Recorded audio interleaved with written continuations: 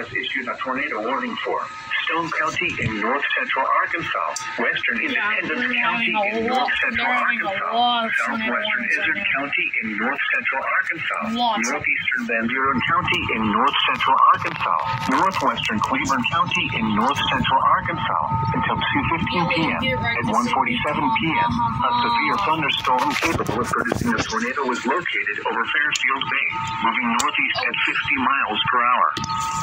Hazard: tornado. Source: radar indicated rotation.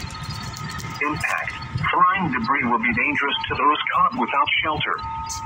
Mobile homes will be damaged or destroyed. Damage to roofs, windows, and vehicles will occur. Tree damage is likely.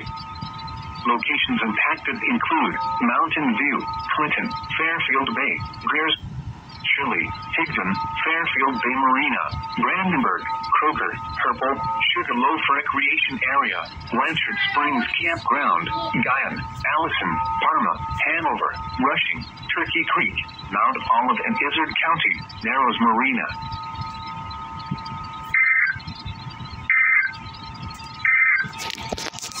A tornado warning remains in effect until 2:15 p.m. Okay, that's crazy. Central